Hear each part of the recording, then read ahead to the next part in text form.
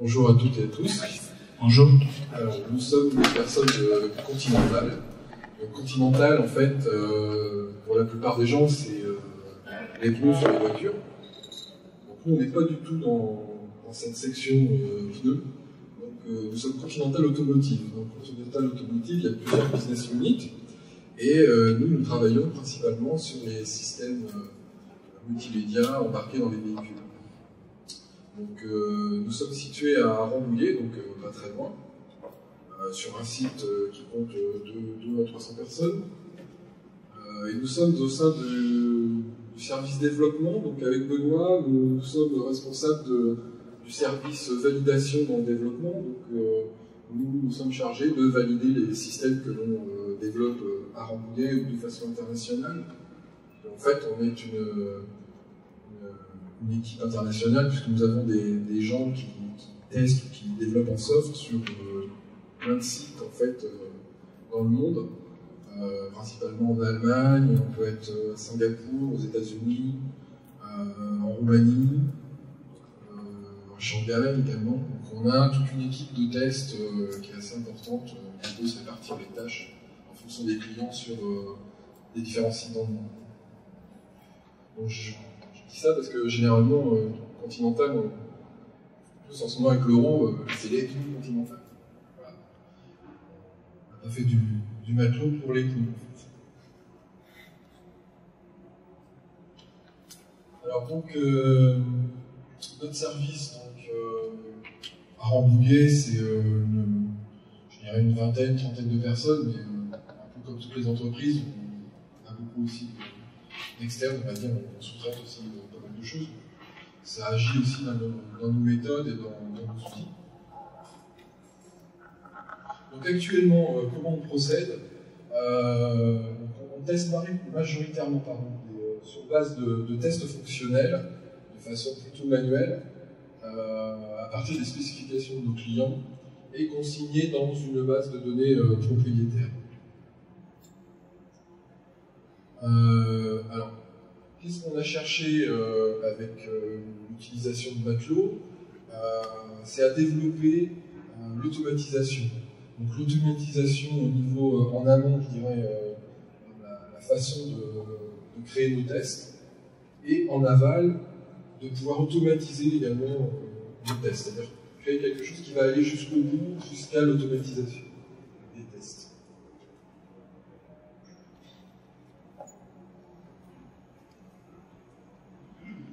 Alors donc on a découvert donc, le modèle base testing donc, il y a à peu près un an. On s'est plongé pour nous c'était quelque chose d'innovant, quelque chose de nouveau, qui pouvait nous amener des solutions pour augmenter la productivité et l'automatisation. Donc l'approche modèle base testing nous a vraiment interpellés. Le gain semble vraiment intéressant, vraiment important. Donc il nous fallait vérifier avec matelot concrètement ce que ça donnait. Donc actuellement, en fait, on développe donc des systèmes multimédia pour les constructeurs automobiles. Nos systèmes, c'est pas des simples autoradios, mais c'est de plus en plus des systèmes connectés entre plusieurs calculateurs. Donc, mais ça reste des systèmes très dédiés utilisateurs, donc d'où le plus grand nombre de tests qui est fait de façon manuelle.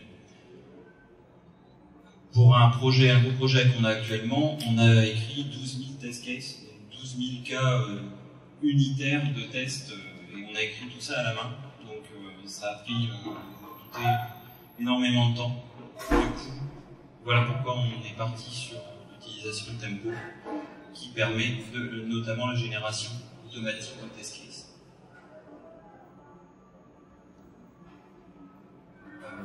Un des avantages de Matelot, pour nous, et également parce qu'on a besoin de fournir la traçabilité à nos clients, donc on part des spécifications de nos clients, on met dans une base interne de requirement qui est DORS, de IBM Rational. Tous ces requirements, on veut les mettre en face de cas de test. Et donc c'est tout à fait possible avec l'outil Mateo. On peut importer directement une base qui vient de notre outil, de l'outil DORS, et faire des liens directs au niveau du modèle en lui-même. Ce qui nous a amené aussi une amélioration au niveau de l'automatisation du suivi de la couverture de test, d'une façon comme on peut intégrer DORS directement dans l'outil. Ça apporte énormément pour la traçabilité.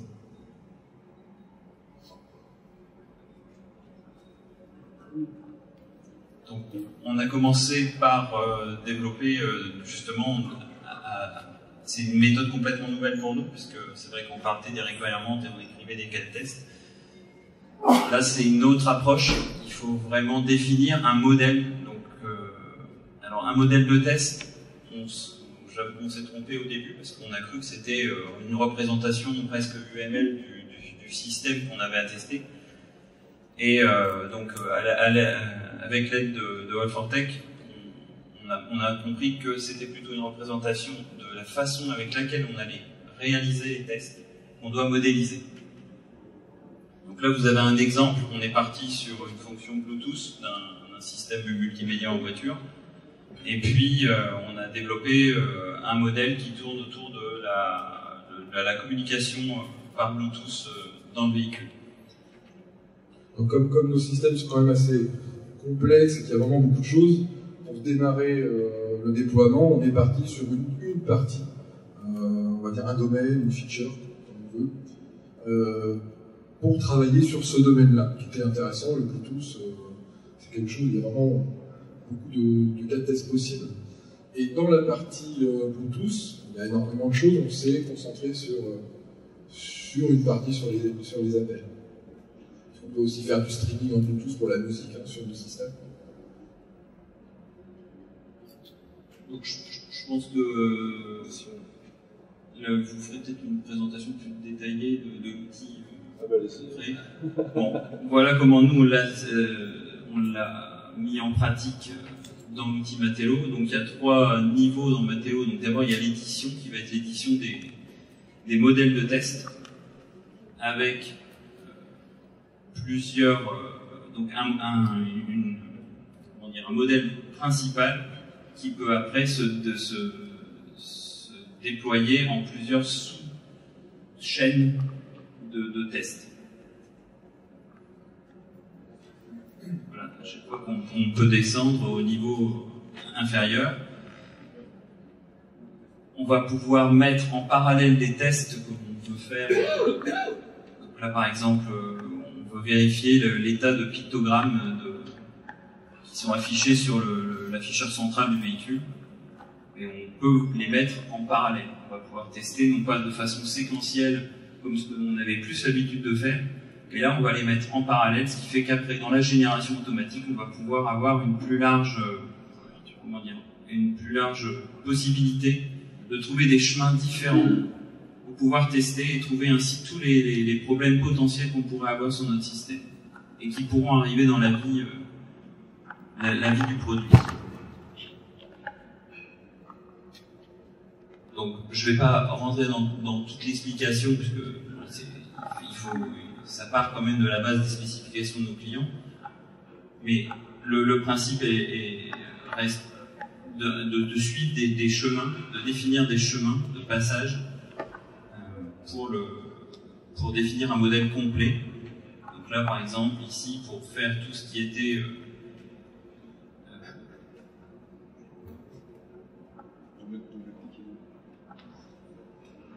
donc ça fait à peu près 8 panneaux différents pour définir la fonction d'appel téléphonique en véhicule.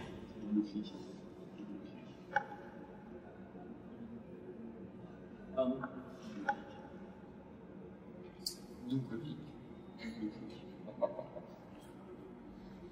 Voilà, je ne vais pas forcément rentrer dans les détails du tout, mais une fois que le modèle est défini, on passe à la génération des test cases. Donc là, on l'a déjà fait dans un souci de gain de temps, mais l'intérêt de l'outil, c'est également la facilité qu'il a de proposer des algorithmes différents pour réaliser les test cases. Il y a plusieurs algorithmes possibles. On les détaillera juste après quand on va revenir dans les slides. Mais donc, alors, on va rentrer juste dans un ou deux en détail. Donc, il y a par exemple l'Arc of Bridge qui est, on va dire, celui qui va permettre de passer dans tous les chemins possibles. Donc là, on est sûr d'avoir la couverture totale par rapport au modèle qu'on aura défini. Mais on n'est pas obligé de choisir tout le temps celui-ci. On en a d'autres qui sont possibles, par exemple du random, où ça va ne sélectionner que quelques chemins particuliers. Mais ça permet de faire des campagnes de tests plus ciblées, ou voilà, dans ce cas-ci, plus aléatoires, des cas qu'on n'aurait pas forcément pensé à faire. Alors en fait, aujourd'hui, avant de démarrer avec Matelot, on a déjà différents types de tests. On a aussi bien du test de roulage au véhicule, on a du test d'immigration, on a ce qu'on appelle des L-tests qui sont tous les test cases qu'on vient d'expliquer. On peut aussi avoir des quick checks où chez nous on fonctionne depuis un an maintenant en ce qu'on appelle, vous avez peut-être entendu parler, des liquides, c'est-à-dire des tests qui doivent être effectués tous les jours sur un soft qui sort tous les jours dans le monde. Donc en fait, on doit prendre tous les jours un gros soft et pouvoir donner une vision. La validation doit donner au logiciel une vision de chaque soft chaque jour.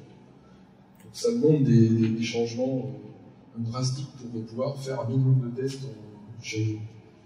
Donc on voit avec tous ces algorithmes qu'on peut très bien mettre devant chaque algorithme des différents tests qu'on utilise chez Continental. C'est ça qui est très intéressant. Puisqu'on peut mettre différents types d'algorithmes pour faire du L-test, du test de non-régression, des quick checks, ou même aller jusqu'au test en véhicule. On peut définir avec un algorithme un certain nombre de test cases. On peut donner à nos rouleurs, chaque jour, à différents rouleurs, à différents scénarios, pour tester en véhicule tous les jours. Parce que nous avons des flottes de roulage avec des équipes de matin, des équipes d'après-midi. On peut donner des test cases différents et avoir tous les jours des retours de tests.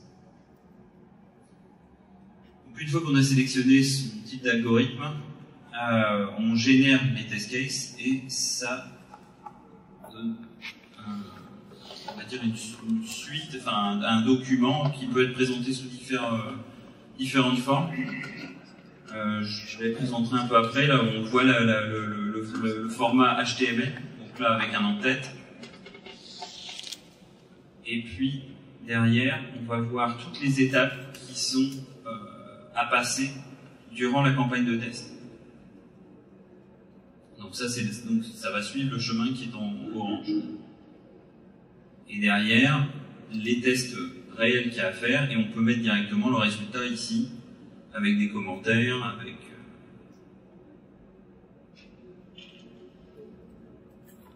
Là, on rentre dans chaque étape, chaque chemin du modèle qui a été défini. Je ne sais plus quel algorithme. C'est Arc of Bridge. Arc of Bridge, donc celui-ci, c'était, on va dire, le chemin complet, le plus complet qui puisse être trouvé. Et donc, pour notre modèle en lui-même, ça fait pas loin de, je pense que c'est pas loin de 500 pas de test pour l'ensemble du modèle. Et là, on est sûr de passer dans toutes les combinaisons possibles. L'avantage qu'on a également avec les différents algorithmes, c'est qu'on peut générer des test cases très rapidement. Si on compare avec l'écriture manuelle des test cases, on écrit des test cases manuels, et finalement c'est tellement long à écrire, à revoir, qu'on a un package de test cases, mais on va réutiliser une partie de cela. À chaque test, je vais prendre une partie, on va faire la suite de tests. Avec l'outil, on peut, en cliquant sur un bouton, une fois qu'on a fait le modèle, on choisit un algorithme, on peut générer des test cases nouveaux, et à revoir, c'est très facile avec le modèle, avec des collègues même sur d'autres sites. Donc finalement, c'est vraiment un gros avantage. Qui permet aussi d'avoir des passages conditionnels, c'est-à-dire que ça va dépendre d'une variable qu'on peut définir. Là, par exemple, ça va être en fonction de savoir si notre téléphone a été reconnu et a été enregistré par le système multimédia dans la voiture, donc est-ce qu'il est apéré. Donc voilà, et ça c'est une variable qu'on peut définir au début du modèle, qui peut évoluer au cours du test du modèle, et donc on va pouvoir passer dans les différentes étapes en fonction de ces variables. Donc l'outil permet la génération externe donc, à l'outil en lui-même de ces test cases, c'est-à-dire qu'on peut avoir des fichiers Excel, HTML, qu'on donne à l'équipe de test, ce qui fait qu'ils n'ont pas forcément besoin d'avoir directement l'outil qui est ici pour pouvoir effectuer la campagne de test. On va revenir peut-être juste.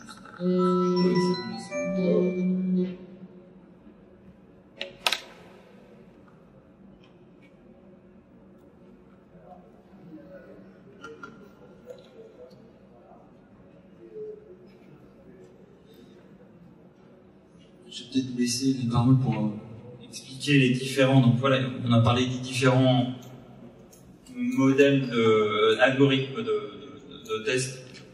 Pour avoir plus de détails, pour être sûr de ne pas se tromper, je préfère vous laisser.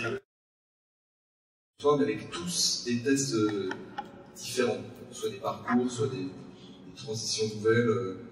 Ça c'est intéressant. En test statistique, qui permet de converger rapidement vers un objectif de test et de façon aléatoire. Un target path qui permet de manuellement pouvoir mettre le chemin manuel dans le modèle. Le test aléatoire, donc ça ressemble au user oriented, mais qui ne prend pas en compte les poids que vous avez mis, mais des poids aléatoires. Le path coverage qui va permettre de faire tous les chemins possibles, donc celui-là il est utilisé qui va faire tous les chemins possibles qui peuvent exister dans un modèle. Il faut l'utiliser sur des modèles qui n'y a pas trop de combinatoires possibles, parce qu'en général ça génère énormément de chemins. Et le plus probable, donc c'est un test déterministe là, qui va prendre les poids et il va vous garantir de passer à chaque fois dans le poids le plus important pour être sûr de faire les tests les plus soit risqués, soit utilisés, qui correspondront aux probabilités que vous avez mises dans une. Puis un nouveau que je vous montrerai tout à l'heure, c'est de pouvoir générer des chemins en fonction des exits. Merci. Donc voilà, on va pouvoir dédier, en fonction du type de test qu'on a, un type d'algorithme. Donc, comme je l'ai rapidement évoqué tout à l'heure, en fait, l'ensemble des test cases que nous on appelle des test suites peuvent être exportés sous différents formats, qui sont sous Excel, sous PDF, sous HTML, sous Word. Et comme je l'ai dit, ça nous évite, ça nous permet plutôt d'avoir une personne qui est un architecte de test chez nous, qui va aller développer le modèle, qui va faire la génération de ces tests suites, et il va pouvoir le donner à l'équipe de test, sans qu'ils aient à forcément utiliser tout l'outil matériel. On va se retrouver avec un fichier Word ou un fichier HTML, qui vont pouvoir suivre pas à pas, remplir, et ainsi donner en fin de campagne de test. On avait un exemple tout à l'heure où je... Ce qui fait qu'au niveau déploiement, on n'a pas besoin de former les centaines de testeurs à rigueur dans le monde qui vont utiliser après les fichiers. Donc une autre facette qu'on a découvert dans Matelo, c'est la possibilité de nous aider dans nos tests automatiques. Donc, actuellement, nous avons des bancs de tests automatiques, comme vous pouvez voir un peu sur la droite, qui nous permettent de faire des scripts tout en regardant d'un point de vue, de faire une analyse vidéo, audio et de certains bus de nos systèmes multimédia.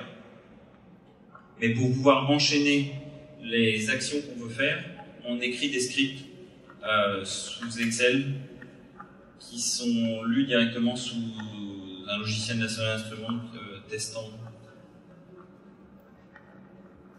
On a utilisé donc Matelo pour essayer de générer en automatique ces scripts. Donc on a défini un modèle pour une fonction donnée et l'outil permet justement la génération automatique. Donc on lui a défini le même canevas que nous, notre banc attendait.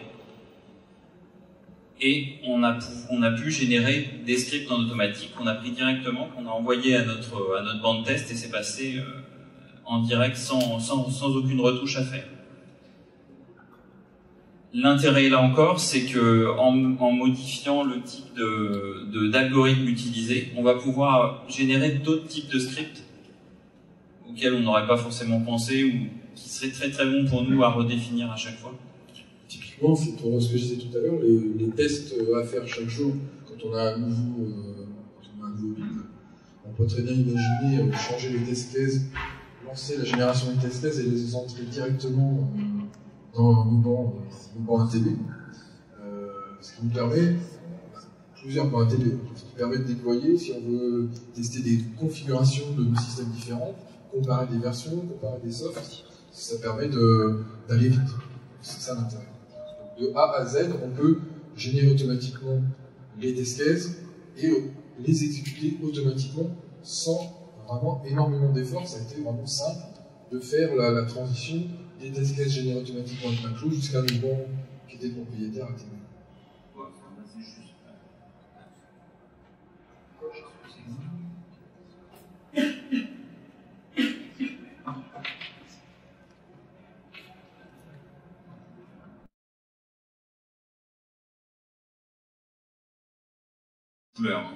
Voilà un type de script que nos bancs acceptent et qui a été généré automatiquement par Matelo. Si bougez plus, bougez plus. C'est bon. Voilà, donc il y a un canevas très particulier que notre banc accepte, on l'a défini dans Matelo et il s'est généré automatiquement en suivant le modèle de test.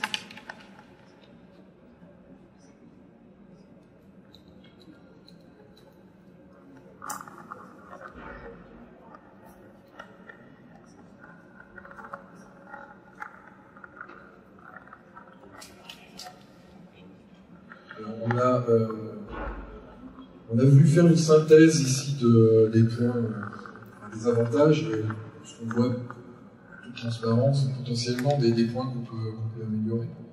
Donc, au niveau des avantages, le premier point, c'est vraiment la réduction importante du temps d'écriture de test cases. Et un autre point important, c'est la maintenance. La maintenance des test cases aujourd'hui, en manuel, c'est très compliqué. Vous avez un CR qui tombe du client ou un CR interne. Pour aller regarder en manuel dans les test cases, qu'est-ce qu'il faut retoucher comme test case, est-ce qu'il faut en rajouter, lesquels il faut modifier, adapter en fonction de ce qui est touché dans le CR. Pour ceux qui ont déjà fait, c'est quand même assez long et il y a des risques de se tromper. Donc là, le point important, c'est vraiment la maintenance des test cases une fois qu'ils sont créés. On peut facilement les régénérer lorsqu'on a un CR, par exemple un T2. Deuxième point, on en a parlé, mais c'est donc les nombreux algorithmes qui existent et pour lesquels on peut les adapter à chaque test. Donc je vais revenir dessus, je pense. Parler dessus. Alors, le troisième, c'est la réutilisation des modèles entre les projets. Enfin, entre les projets, mais aussi entre les différents sites que l'on a au niveau des tests.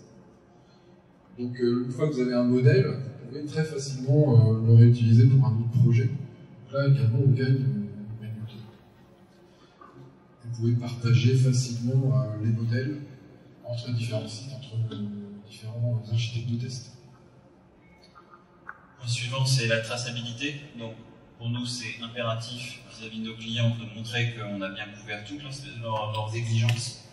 Donc, la possibilité via l'outil de pouvoir mettre en face de chaque exigence un cas de test ou un lien dans le modèle, c'est primordial. Et donc, c'est totalement réalisable avec l'outil. L'augmentation de la couverture de test, donc, là c'est par rapport aux test cases manuels. Donc en commençant à déployer Maclou, on a bien vu effectivement que vous pouvez, grâce à la génération automatique, en comparant test cases manuels, pour un staffing donné, pour un temps donné, on augmente la couverture de test. Point suivant, c'est le fait d'avoir un modèle à relire. C'est beaucoup plus simple à faire que d'aller relire chaque test case unitairement. Donc, comme vous voyez, je vous ai dit au début de notre présentation, pour le modèle, un des gros projets actuels, on en a 12 000. Les relire un par un, c'est titanesque. Ça prend du temps. Ça prend trop de temps et trop d'argent. Donc, par contre, la revue d'un modèle est beaucoup plus aisée et elle permet aussi d'être faite non plus que dans notre équipe validation, mais également avec nos équipes de définition des spécifications. Également, ça permet aussi une uniformisation, c'est-à-dire que si on définit des modèles, par exemple la fonction Bluetooth, globalement maintenant ça devient un peu standard la façon dans laquelle c'est utilisé dans les différents systèmes multimédia que nous développons. Donc on va pouvoir le réutiliser sur un autre projet et pouvoir le passer à des collègues, par exemple allemands, qui vont pouvoir le reprendre, l'adapter pour faire la traçabilité aux exigences de leurs clients, mais dans les grandes lignes, ils vont pouvoir rester sur le même modèle de test. Alors le dernier point, c'est, on en a parlé tout à l'heure, c'est le besoin en nombre de licences qu'on limite nous aux architectes de test, qui eux vont définir les modèles et leur génération. Et on n'a pas besoin pour l'ensemble des testeurs dans le monde d'acheter des licences pour être testés. Comme potentiel d'amélioration de ce qu'on a vu, c'est vraiment une nouvelle façon de penser le test. C'est-à-dire que c'est vrai que jusqu'à présent, ça fait des années qu'on fait des tests basés sur les spécifications, un par un, on écrit des test cases un par un à la main. Là, c'est vraiment une autre façon de penser. Donc, forcément, il faut passer par des formations, de l'aide avec la société Allfortech, mais globalement, on rentre assez vite dans le système. Une fois qu'on a compris la philosophie, ça va assez vite d'aller développer des modèles. C'est pas non plus insurmontable. On a vu quelques améliorations qui peuvent être faites au niveau des générations des rapports de test. Donc, vous avez vu des exemples côté HTML, mais voilà, donc il y a des sorties en Excel. Si vous voulez faire des macros derrière pour pouvoir récupérer l'ensemble des résultats, voilà, il y a des améliorations possibles qu'on voit, on en discute avec Allfortech et qui sont aussi qui nous aident à pouvoir trouver plus rapidement ce qu'on attend d'un rapport de test. L'outil est toujours en développement constant chez Allfortech, donc nous on trouve parfois quelques bugs, bon ça arrive, mais voilà, on est bien soutenu par la société qui corrige assez vite et qui fait des versions correctives très très régulièrement. C'est pas du tout un point de blocage. Et enfin, pour l'algorithmie, la coverage qui pour nous est le plus intéressant pour l'instant de ce qu'on a vu. Il a tendance à générer des test cases avec beaucoup trop de pas. Donc, comme on a vu tout à l'heure, ça faisait 500 pas pour un seul fichier, c'est trop pour une équipe de test. Donc, il y a des évolutions en cours autour de l'outil qui sont bientôt en place et qui vont permettre de pouvoir découper en plusieurs étapes plus réduites. Donc, nous, l'outil, on a pu le comparer à ce qu'on faisait de façon manuelle avant. Donc, on a notre équipe de test à qui on a envoyé des fichiers de test suite. Et ils ont passé les campagnes et on a pu comparer avec ce qu'on avait fait de façon manuelle avant. Donc on a vu vraiment le gain en termes d'exécution de passage de test. Donc en écriture du modèle, on l'a vu également, mais aussi beaucoup en écriture de passage de test. Et c'est donc grâce à cette comparaison qu'on a pu faire justement toute cette synthèse qu'on vous présente aujourd'hui. Merci à vous.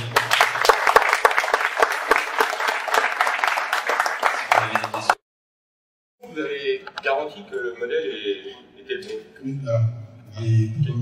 C'est le premier modèle qu'on a fait, effectivement, on s'est dit, mais est-ce qu'on est sur la bonne voie, parce que c'est là qu'il y a toute la valeur ajoutée.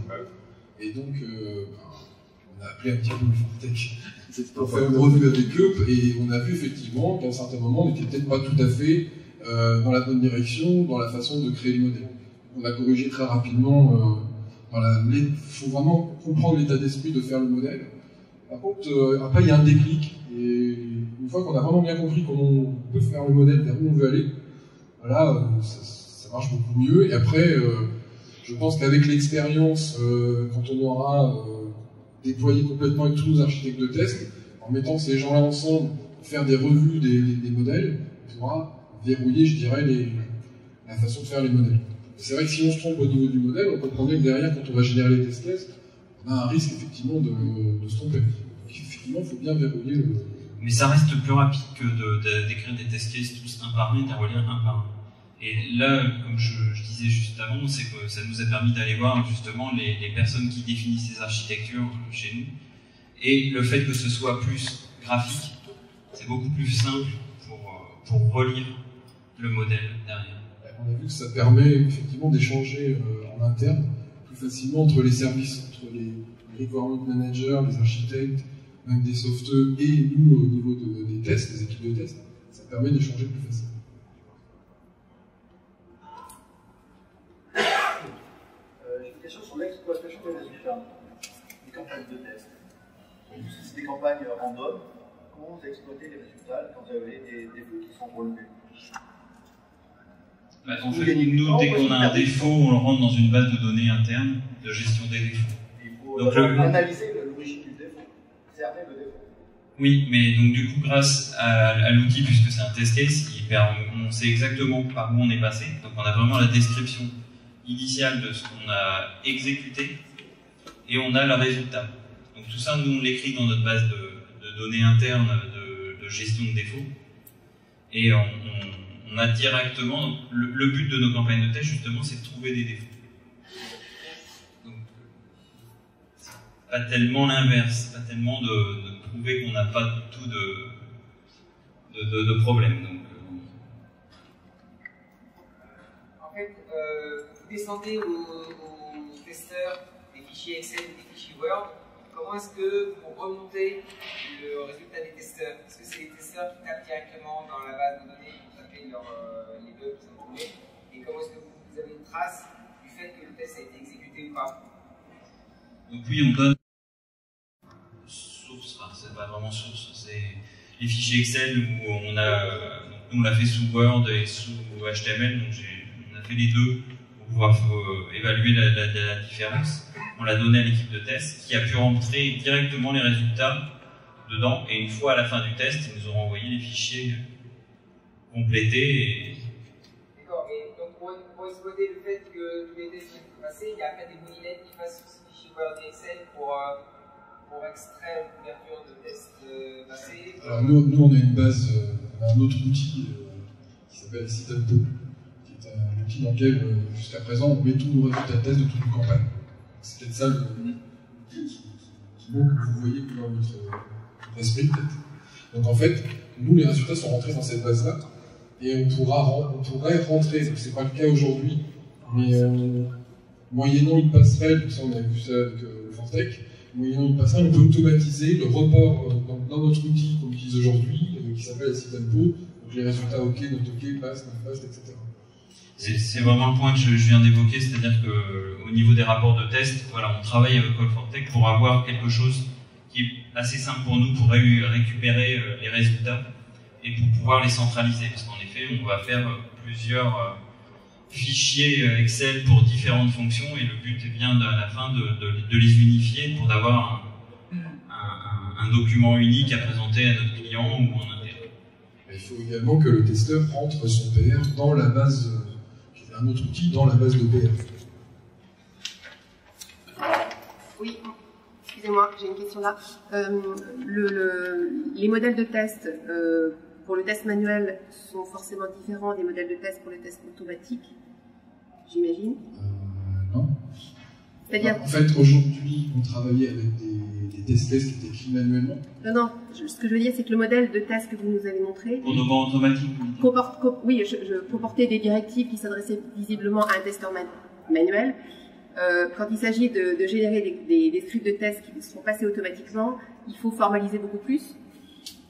Bah, en fait, on peut utiliser le même. Après, c'est des fonctions qu'on rajoute en plus qui permettent la génération du script. Donc même sur un modèle qui sert à du test manuel au final, on peut rajouter justement toute la couche supplémentaire qui permet de faire la génération de notre fichier Excel. Donc en fait, vous avez un seul modèle ou un ensemble de modèles qui seront utilisés à la fois pour produire des tests qui vont être passés à la main et pour produire des tests qui vont être passés automatiquement. Exactement. Avec un traitement. Bon, j'ai une autre question. Donc, vous avez pris la décision de déployer opérationnellement aujourd'hui ces approches? Oui, on commence le déploiement. Après, il y a une autre entreprise, je pense, qui sont beaucoup plus en aval que nous. Nous, on est vraiment en amont. Et ça fait 1 an qu'on utilise un cloud pour commencer à déployer. Je ne dis pas qu'on déploie dans tous les sites aujourd'hui. Ça, c'est l'étape d'après. Aujourd'hui, on a déployé uniquement en France.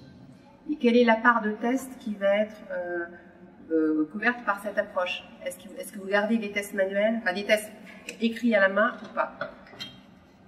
Le but au final, ça va être justement de remplacer notre outil actuel d'écriture manuelle. Donc tous les tests seraient... C'est notre objectif. Et qui écrit les requirements et comment ça se passe pour l'import? Les requirements, chez nous, il y a des gens qui sont dédiés pour ça, qui s'appellent des requirement managers, qui sont en interface avec le client, avec les architectes, et c'est eux qui écrivent les requirements. Ils reçoivent les specs et ils écrivent les requirements, tout à fait. les implanter dans On a les requirements clients et après on a des requirements système interne, c'est eux qui écrivent ces requirements système interne. Oui, donc est-ce que vous faites du modèle in the loop et du hardware in the loop? Non, pareil.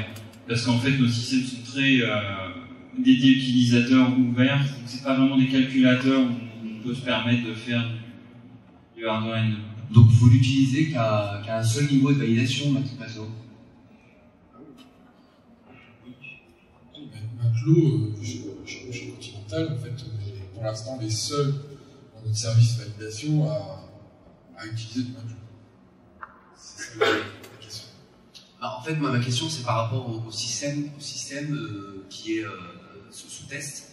Il peut être soit modélisé, soit dans un calculateur, comme vous l'avez dit. Et je ne sais pas si c'était le cas chez vous, mais moi, j'aurais bien voulu savoir si vous l'utilisez à plusieurs niveaux de validation ou simplement à un seul niveau de validation. Alors, il y a quand même 2 niveaux, c'est-à-dire qu'il y a un niveau, on va faire manuel, après tout ce qui est test automatique. C'est vrai qu'on a quand même pas mal de choses où on va essayer de faire de l'endurance, des tests d'endurance. Donc ça peut se rapprocher de SIM ou HIM. Donc c'est ce qu'on fait justement avec notre modèle automatique et qui est innovant en test automatique. Mais l'environnement reste unique en endurance ou en fonctionnel? C'est du hardware. Oui. C'est comme du modèle. C'est pas du SIM. En fait, on utilise vraiment nos systèmes en test. On n'est pas sur des simulations sur PC. En fait, c'était ça la question. J'ai une question.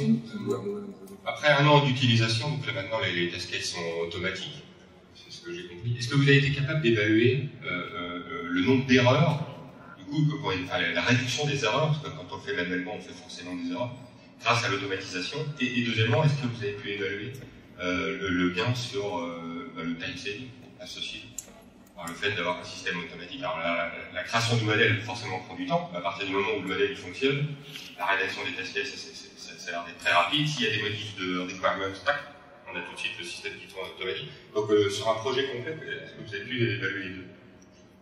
Au niveau du gain, on a une première estimation, là on est en train de travailler pour refaire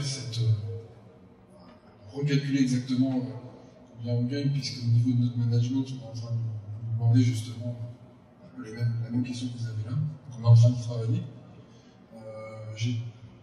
On a une première estimation, on l'a déjà fait, mais là je voudrais revoir maintenant à combien on est. Là je ne pourrais pas vous le donner. Sinon, par rapport à la première question, c'était. J'ai oublié la première. Donc d'erreurs. Les erreurs. Ouais. On n'a pas vraiment fait de. Pour l'instant, on n'a pas des données chiffrées pour l'instant. Donc, je ne sais pas, je vous en donner.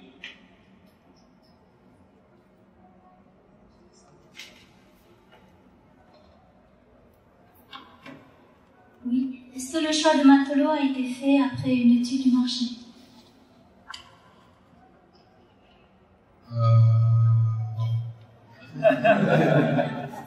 Non, on a découvert l'outil et on est parti direct en fait. J'ai vu qu'il y avait peut-être d'autres peut-être d'autres concurrents. Ça s'est creusé. Moi, personnellement, j'ai pas beaucoup creusé. On est parti vraiment. Ça nous a tellement interloqué au départ qu'on est parti tout de suite pour évaluer le système et partir déjà dans cette direction. Donc, au niveau de la concurrence, je ne saurais pas vous dire.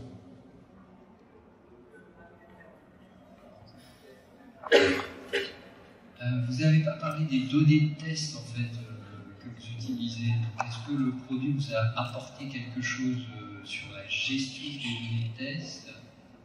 Et est-ce que c'est un point important par rapport au modèle? Comment vous synchronisez vos modèles avec les données de test? Vous pouvez donner un exemple de ce que vous entendez par données de test? Je suis pas sûr que vous vous avez parlé de Bluetooth par exemple, donc j'imagine qu'il y a plein de chemins dans le Bluetooth, donc il y a plein de cas de tests différents, et donc à partir de là, soit vous avez tout mis, soit vous avez mis toutes vos données à l'intérieur du modèle, et là vous n'avez pas de gestion externe des données.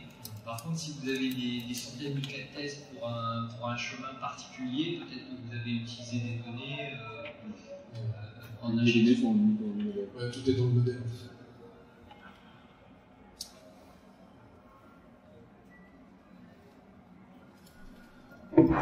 D'autres questions? Bon, la première question. Les modèles que vous avez faits, c'était sur des projets sur lesquels vous êtes parti from scratch, ou bien c'était sur des projets existants? Non, c'était des projets qui étaient déjà démarrés, des projets en cours. Donc ça veut dire que vous deviez tester la nouvelle fonctionnalité, mais vous avez dû modéliser toute votre application. Non, on a fait, comme on a expliqué, pour l'instant dans le déploiement, on a fait une partie du projet complet. On n'a pas pu faire on n'a pas pu modéliser tout le système. On est parti sur un domaine, sur un sous-domaine, une fonction, un peu tous. Le reste, pour l'instant, on n'a pas déployé jusque-là. On va déployé sur un domaine. C'est assez complexe. Donc, après, il faut plus de travail pour aller modéliser l'ensemble du système multimédia. Quels sont les arguments que vous avez pu donner à vos chefs de projet pour dire à partir de maintenant, je vais modéliser votre application et de là, je vais générer les test cases? Les mêmes que vous voyez là tout à l'heure, donc le gain de temps. Mais ça, tu ne peux pas le dire au début. Tu as une courbe d'apprentissage qui fait que ça va coûter plus cher au début. Oui, mais quand on fait le ROI, au niveau du déploiement, il n'y a pas énormément de surcoût au niveau de la formation de N personnes. C'est ça l'avantage, c'est que vous allez prendre un noyau de personnes que vous avez formé et qui, eux, vont... le noyau est très petit, hein, on n'a pas besoin de déployer ça sur une cinquantaine de personnes. On l'a fait sur quelques personnes à Rambouillet qui ont créé cette partie du modèle avec le support de Fortec et on a pu comme ça démarrer rapidement. Et le ROI, en fait, quand vous faites le calcul de l'investissement, de la formation, des licences, par rapport à ce que vous gagnez derrière en temps d'exécution, d'écriture de test case, vous ramenez ça à un projet complet, les chiffres ne pas. Excusez-moi, je vais démarrer. Mais je rebondis par rapport à ce qui vient d'être dit. Vous êtes parti de ce qu'on appelle des fonctions matures. Les fonctions matures, c'est-à-dire que les spécifications étaient relativement stables. Oui, on est parti d'un projet qui existait effectivement. Après, par contre, on a pris un domaine qui était assez touchy, le Bluetooth, il y a beaucoup de choses, donc on s'est dit, tiens, on va prendre cette partie. Je pense que c'est important de savoir là-bas. Oui, c'est le déploiement, pour synchroniser le déploiement avec un nouveau projet, il faut tout synchroniser, c'est pas évident. Là, de prendre en compte de route sur un projet qui était assez conséquent, déployé dans le monde, on a pris le parti. On ne peut pas prendre le risque de tout casser en une seule fois sur le projet. C'est également qu'on avait des données précises sur voilà, qu'est-ce qu'on attendait sur un modèle donné, qu'est-ce qu'on pouvait trouver comme bug dans notre système, est-ce qu'on allait trouver les mêmes avec l'outil ou pas. J'ai une dernière question. 12 cas de test, c'est vraiment volumineux. D'une version à l'autre, est-ce que vous avez pu expérimenter la définition de la stratégie de test? Parce qu'il ne s'agit pas de refaire les 12 cas de test à chaque version. Oui, aujourd'hui c'est le problème qu'on a si on reste en manuel en fait. il faut définir manuellement, on a un nouveau soft, qu'est-ce que je repasse comme test. Donc en fait, en générant automatiquement les cas de test, déjà on gagne un temps énorme, et on choisit les algorithmes qui vont bien pour adapter au type de test que l'on veut faire. Ok. Tantôt, tu parlais de 12 000 cas de tests, je crois. Oui. Ça, c'était les cas de tests que tu avais dessinés annuellement. C'est un projet. Et c'est surtout le projet. Hein. Tout le projet. Ok, donc c'est pas ça que vous avez modélisé. Non, pas du tout. Vous n'avez pas fait un essai, ok, je le fais manuellement, j'ai X cas de tests, je le fais avec un vélo et j'obtiens Y. Si, c'est ce qu'on a fait sur Bluetooth. Et quelle était la différence, quel était le... Ah, ok, je n'ai pas les chiffres en tête. Vous avez dit 500, je crois. 500 pour le subsystème Bluetooth, là, non? Oui, ça c'est ce que l'outil a généré. On a généré 500, mais j'ai plus en tête la quantité qu'on avait au départ dans notre base de données. Ouais. Et le fait que vous n'ayez pas développé le système complet, parce que c'est compliqué, vous avez dit, c'est normal, on apprend, donc on fait le subsystème d'abord. Mais le fait que finalement vous n'ayez pas développé ce système complet, c'est assez perturbant. Enfin, moi, personnellement, ça me perturbe. Ça veut dire, soit vous avez décidé de déployer, alors que finalement vous n'avez pas validé sur un système complet, on en revient à ce que je disais, c'est peut-être trop lourd, trop compliqué, c'est un peu ce que vous avez évoqué d'ailleurs. Non, parce qu'en fait, on a choisi Bluetooth qui est lui-même, c'est un sous-domaine qu'on a pu sortir du projet complet pour ne tester que lui, en fait. Il fallait qu'on trouve un. Parce qu'on n'avait pas le temps au départ de faire le projet complet. C'est-à-dire quelle est l'évaluation pour vous en termes de temps, en termes de ressources, pour développer le système complet? C'est-à-dire, il vous faut encore 18 mois, 24 mois, 6 mois? À quel horizon vous avez la capacité de développer votre modèle complet, possible de générer les 12 000 cas de test? Peut-être plus d'ailleurs. Probablement plus d'ailleurs.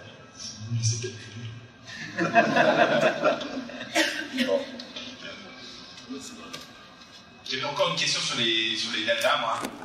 Mais est-ce que vous passez par des classes d'équivalence ou est-ce que c'est des datas fixes sur chaque transition?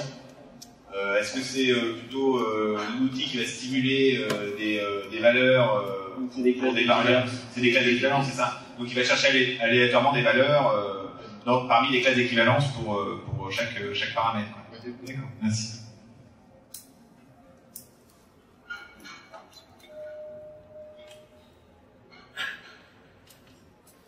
Bonjour, je voudrais revenir sur les formations.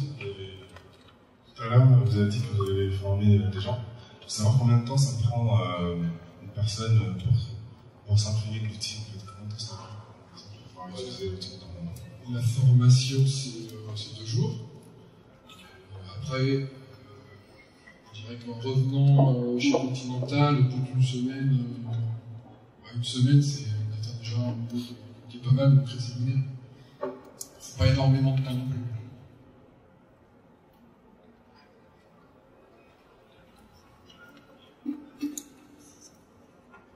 Oui, bonjour, moi j'ai une question sur les campagnes globales une fois qu'elles sont établies. Plusieurs questions d'ailleurs. Premièrement, je vais vous demander combien de campagnes vous avez effectuées avec l'outil actuellement, à peu près. Sur Bluetooth? Ouais, si c'est de l'ordre de 1 campagne ou si sur un an vous avez plusieurs dizaines de campagnes de tests. 2-3. Ok. Parce que je suis d'accord que le principe de scénariser différemment la campagne, ça permet de faire varier les jeux de test. On ne teste pas tout le temps la même chose, on ne corrige pas tout le temps le même niveau de bug. Mais moi je fais des tests de non-régression finale. J'ai la campagne complète de la version -1 pour jouer. Est-ce que je peux sortir ma campagne précédente et la régénérer avec... Pour les tests de non-régression, effectivement, le but c'est de refaire les mêmes. Ouais. On choisit les mêmes test cases et hop, c'est parti. Après, c'est un but, il y a les tests de non-règles, les tests, les check, etc. Pour les tests de non-règles, effectivement, on peut le faire. Et si à un moment donné vous décidez de changer les test cases pour toute une vague après, on peut aussi.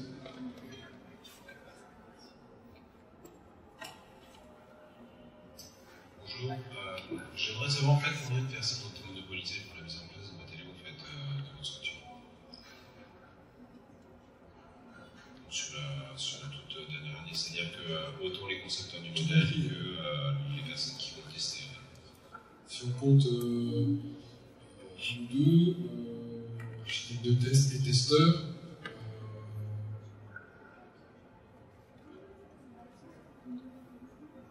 ça fait 7-8 personnes. Autre question? Vous aurez l'occasion de reposer des questions après. Hein.